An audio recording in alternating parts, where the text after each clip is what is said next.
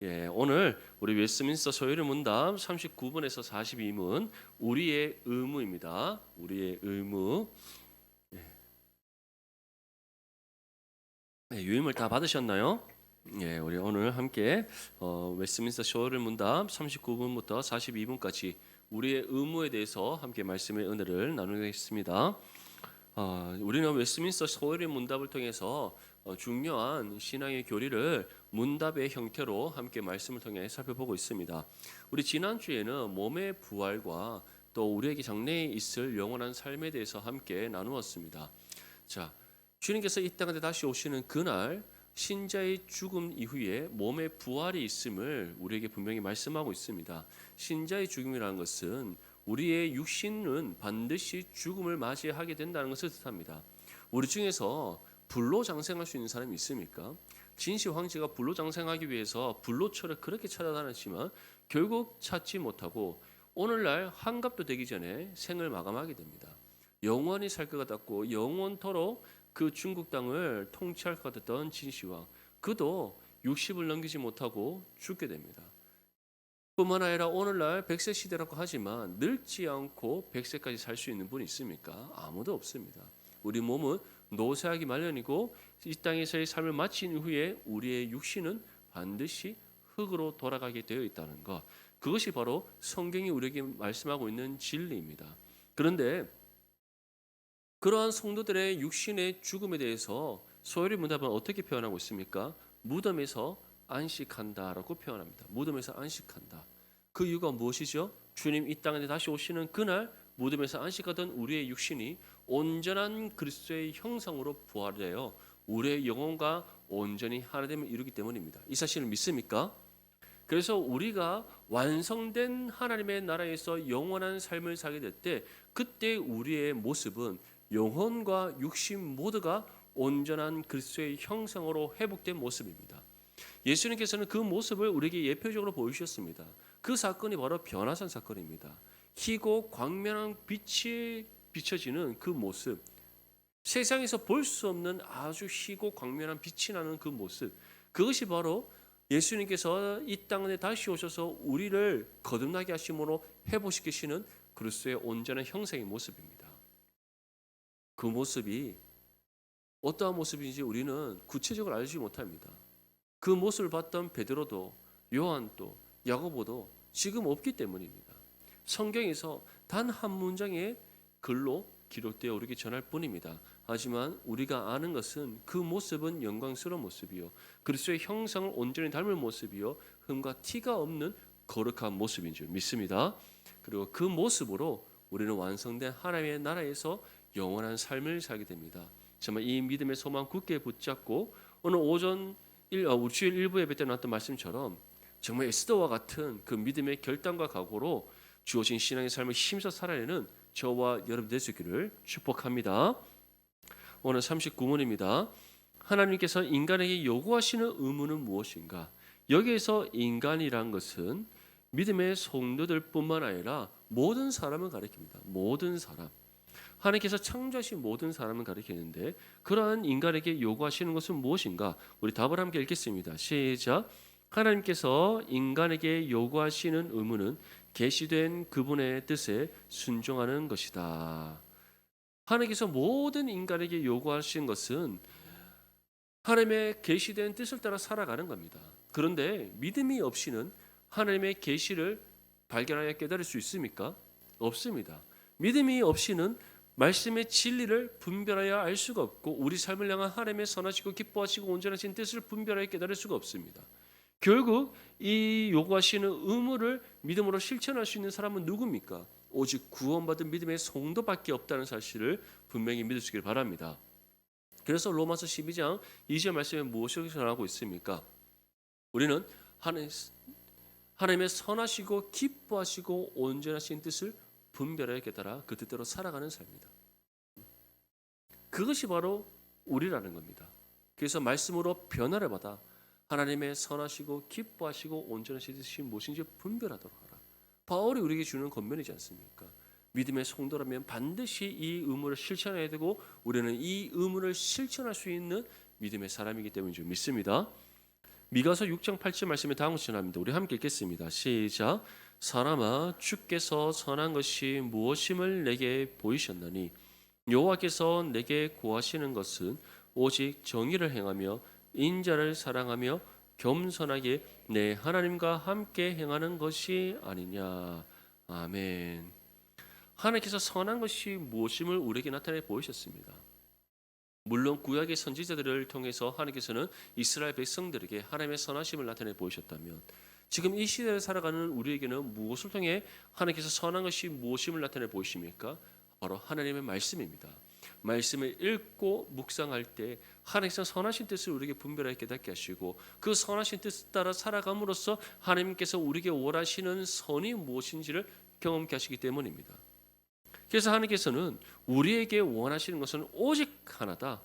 정의를 행하고 인자를 사랑하며 겸손하게 내 하나님과 함께 행하는 것이다. 정의를 행한다는 것은 하나님의 뜻을 따라 믿음으로 순종하여 하나님의 선과 의와 거룩을 나타내는 삶을 뜻합니다. 인자를 사랑한다는 것은 바로 우리 주 예수 그리스도 유일한 구원자 되신 예수님만을 온전히 믿고 사랑하고 섬기는 삶을 뜻합니다.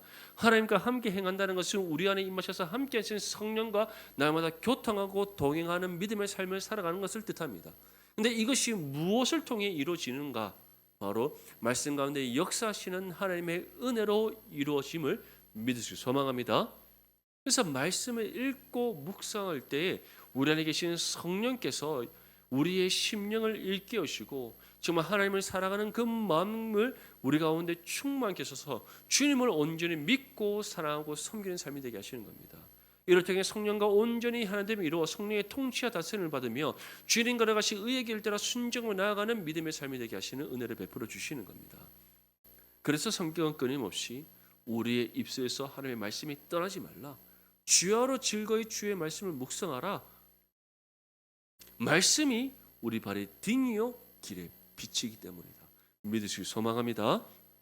그래서 하나님께서 우리에게 요구하시는 의무, 계시된 말씀의 뜻에 순종하여서 정의를 행하고 인자를 상하고 겸손하게 하나님과 함께 행하는 것, 정말 이 믿음의 의무를 온전히 감당하는 저와 여러분이 되시기를 축복합니다. 40문입니다. 하나님께서 순종에 대한 규율로 인간에게 맨 처음 계시한 것이 무엇인가? 우리 답을 함께 읽겠습니다. 시작. 하나님께서 처음에 인간에게 계시한 순종에 대한 규율은 도덕법이다. 아멘. 자, 하나님께서 우리에게 계시한 첫 번째 규율은 무엇인가? 도덕법이다. 도덕법. 도덕법이라는 것은 하나님 앞에 우리가 바르게 행해야 될 법을 뜻합니다. 이것은 하나님과의 우리와의 관계뿐만 아니라 사람과 사람과의 관계, 모든 것을 다 포함하는 도덕법입니다. 하나님과의 우리와의 관계에서도 우리가 지켜 행해야 될 법이 왜 도덕법인가? 그것은 곧 하나님 앞에 우리가 행해야 될 믿음의 의무의 법이기 때문에 도덕법인 겁니다. 하나님 앞에 바르게 행하는 것, 의롭게 행하는 것, 그것이 바로 하나님과의 우리의 관계 속에서도 이루어져야 될 하나의 삶의 모습이기 때문에, 그래서 이것 또한 도덕법으로서 성경은 규정하고 있는 겁니다. 그렇다면 사람과 사람 사이에서는 어떻겠습니까?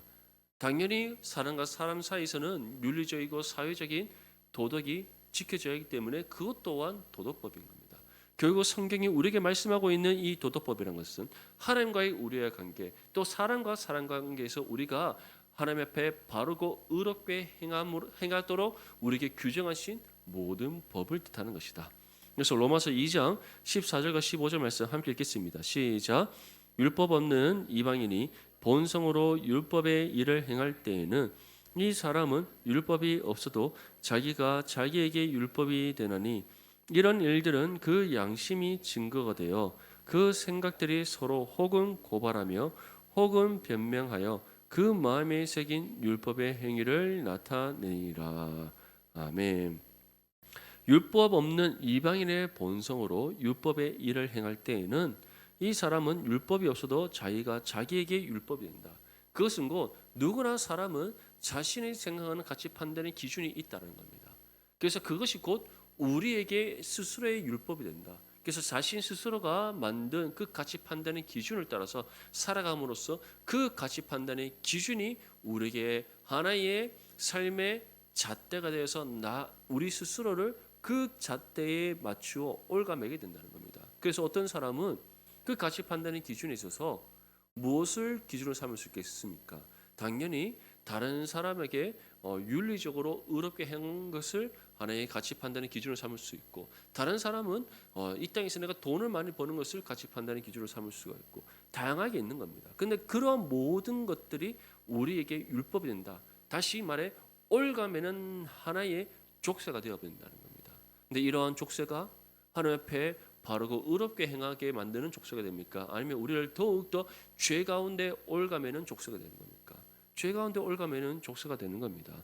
하지만 하나님께서 우리에게 주시는 도덕법은 어떠한 겁니까? 우리의 육체에 올가매어지는 것이 아니라 하나님 앞에 죄를 행하는 삶으로 계속 끊임없이 나가는 죄의 굴레에서 벗어나지 못하는 삶이 아니라 이미 죄로부터 벗어나 하나님께 속한 의인으로서 하나님 앞에 바르고 의롭게 행하는 그런 법으로서 주시는 도덕법이다. 믿으시길 소망합니다. 그래서 우리가 이처럼 하나님께서 주신 도덕법을 믿음으로 순종하여 힘써 행할 때 우리는 세상 가운데 무엇을 나타내겠습니까? 구별됨을 나타내는 겁니다. 세상과 구별됨을 나타내는 것. 당연하지 않겠습니까? 하나님께서 주신 말씀의 법은 세상과 다르기 때문입니다. 내가 생각하는 바 가치 판단의 기준을 가지고 살아가는 것이 아니라 하나님께서 우리에게 주신 가치 판단의 기준을 갖고 살아가기 때문에 우리는 세상과 당연히 구별된 삶으로 나아갈 수밖에 없는 겁니다. 이 사실을 늘 기억하시고 하나님의 말씀의 법을 지켜 행하는 거룩한 믿음의 삶이 되시기를 축복합니다. 41문에 보면 도덕법은 요약적으로 어디에 나타나 있는가? 성경 모든 것이 하나님께서 우리에게 주신 말씀의 법이지만 그 중에서 요약적으로 나타나는 도덕법이 있다는 겁니다. 우리 답을 한번 읽겠습니다. 시작. 도덕법은 요약적으로 10계명에 나타나 있다. 아멘. 1계명부터 4계명까지는 하나님과 우리와의 관계 속에서 지켜야 될 법입니다. 5계명에서부터 10계명까지는 사람과 사람 사이에 지켜야 될 법입니다. 이처럼 하나님께서는 먼저는 하나님을 바르게 믿고 섬기고 하나님과 바른 신앙의 관계를 이루며 그 다음 그 신앙의 관계 속에서 우리가 이웃과 선한 믿음의 관계를 이루어가됨을 하나님께서는 우리에게 말씀하셨던 겁니다. 1계명이 무엇입니까? 하나님 외에 다른 신을 섬기지 말라는 겁니다. 두 번째는 무엇입니까? 그 어떤 것으로도 우상을 만들지 말라. 세 번째는 무엇입니까? 하나님의 이름을 망령되게 일컫지 말라. 이것은 하나님의 영광을 가리는 죄를 행하지 말라는 겁니다. 네 번째는 무엇입니까? 안식일을 거룩히 구별되게 지켜라. 할렐루야. 예, 이렇게 꽃바람이 부는 정말 좋은 날씨 예배 자리에 오신 여러분을 축복합니다. 할렐루야. 예, 주님 가장 기뻐하십니다. 예, 우리 내당 중부교회는 예배에 생명을 구면 죽으면 죽으리라 예배드리는 신앙 공동체 되시길 축복합니다. 예, 이처럼 우리가 하나님을 바르게 믿고 섬길 때 정말 그 어떤 마음의 우상들 만들지 말고 다 내어 던져버리고 정말 하나님만을 온전히 믿고 사랑하고 섬기며 살아갈 때 그것이 하나님 앞에 우리가 도덕법을 바르게 지켜 행함으로써 하나님과 온전히 하나됨을 이룰 수 있는 방법입니다. 그런 하나님과 건강한 믿음의 관계 속에서 우리는 이웃들과 아름다운 관계를 이루어가야 됩니다. 내 부모를 공경하라. 2주 뒤에 어버이 주일입니다. 할렐루야. 예, 부모님을 잘 공경할 수 있기를 바랍니다. 그 다음에 무엇입니까? 도둑질하지 말라, 살인하지 말라, 간음하지 말라, 내 것을 탐하지 말라 등등 이런 같이 하나님께서 지켜 행하라 말씀하신 이런 도덕법들, 이러한 도덕법을 우리가 잘 지켜 행할 때에 그것이 하나님과의 바른 믿음의 관계 속에서 우리가 선한 영향력을 발휘하는 믿음의 삶이 될 수 있음을 분명히 믿으시기 소망합니다. 오늘 우리가 살아가는 이 시대는 내 이웃 것을 너무나도 탐하는 그런 시대입니다. 남의 것을 빼앗는 것에서 양심의 가책을 느끼지 않는 시대입니다. 살인과 간음 너무나도 질비하게 일어나고 있는 그런 시대지 않습니까? 부모를 공경하지 않고 부모는 자녀를 사랑하지 않습니다. 그래서 가정이 깨어지고 불화가 생기고 그것이 가정의 깨어짐과 불화로 끝나지 않고 사회의 균열로 일어나는 겁니다. 가와만사성이라는 속담이지 않습니까? 가정이 화목하면 만사가 다 형통하다는 뜻이지 않습니까? 그런데 요즘은 가정이 화목하지 않습니다. 부부간의 갈등과 깨어짐이 생기고 부모와 자녀 간의 갈등과 깨어짐이 생기고 그것이 우리의 삶으로 이어져서 모든 관계가 다 깨어져 있습니다. 겉으로는 친한 척하지만 속으로는 어떻게 하면 내가 이 사람보다 더 나은 삶을 살까? 어떻게 하면 내가 직장에서 내 동료를 짓밟고 일어서서 내가 더 좋은 유익을 취할 수 있을까? 이 사회는 끊임없이 경쟁 구도로 만들어서 분열과 갈등과 다툼을 일으키고 있습니다. 그런데 이것이 오늘날 이 시대만 그렇겠습니까? 역사는 반복되기 마련입니다.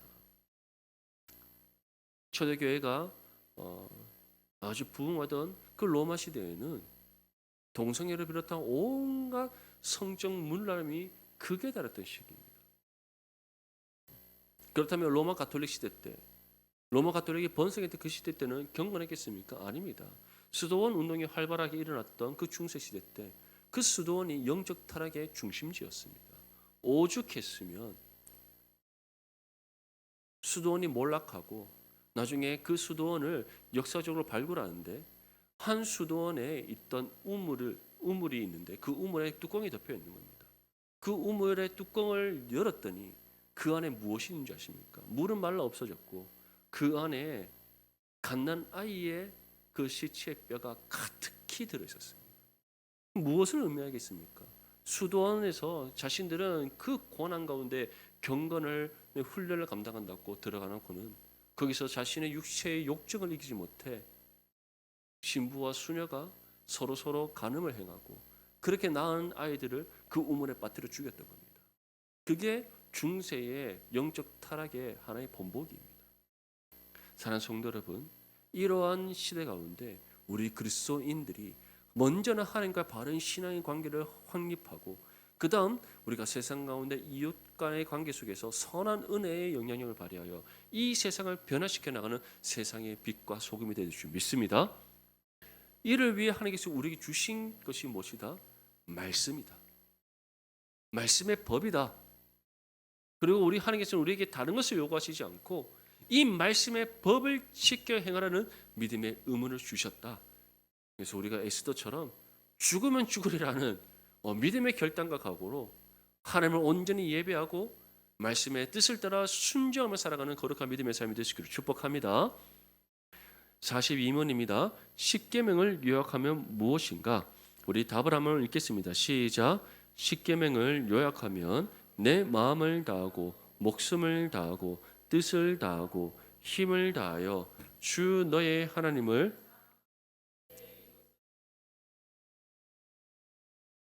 아멘. 자, 십계명을 요약하면 마음과 목숨과 뜻과 힘을 다해 하나님을 사랑하고 그 다음 어떻게 하는 것이다? 내 이웃을 사랑하는 것이다. 한번 생각해 보십시오. 하나님을 사랑한다 말하면서 하나님 외에 다른 신을 둘 수 있겠습니까? 하나님을 사랑한다 말하면서 내 마음과 목숨과 뜻과 힘을 다해 하나님을 사랑한다 하면서 어떻게 우리가 다른 우상을 만들 수 있겠습니까? 내가 하나님만을 온전히 믿고 사랑하고 섬긴다 말하면서 어떻게 하나님의 영광을 가리는 죄악을 행할 수 있겠습니까? 내가 하나님을 온전히 믿고 사랑하고 섬긴다 말하면서 어떻게 하나님을 예배하는 일에 생명을 걸지 않을 수가 있겠습니까? 그것은 말과 행동이 다른 어불성설인 겁니다. 사랑하는 성도 여러분, 언행일치가 될 수 있기를 축복합니다. 정말 마음과 뜻, 목숨과 뜻과 힘을 다해 하나님을 사랑함을 우리가 삶으로 나타내 보일 수 있기를 축복합니다. 그것을 위해 우리는 하나님을 온전히 예배해야 되는 것이요, 하나님의 말씀의 법을 온전히 지켜 행하는 삶으로 살아가야 되는 겁니다. 이웃관계에서도 마찬가지입니다.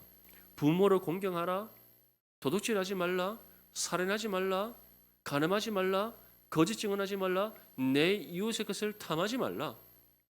하나님께서 사람과 사람 관계 속에서 지켜 행하라 말씀하신 도덕법입니다. 그렇다면 이것을 정말 하나님을 사랑하는 하나님을 사랑하고 믿고 섬기는 신앙의 삶을 살아가는 거룩한 하나님의 자녀로서 또 정말 하나님과 바른 신앙의 관계를 이루어가고 있는 믿음의 성도라면 반드시 지켜 행하는 하나님의 말씀의 법이 되어야 되지 않겠습니까? 부모를 공경하는 사람이라면 당연히 자녀도 사랑합니다. 부모로서 자녀의 사랑과 공경을 받는다면 당연히 자녀를 내 몸같이 사랑하고 또 존귀하게 여기지 않겠습니까? 도둑질하지 않는 사람은 남의 것을 탐하지 않습니다. 살인과 간음을 행하지 않는 사람은 하나님 앞에 정말 신실하고 정결한 삶을 살아갑니다. 그러한 사람은 거짓 증언하지 않습니다.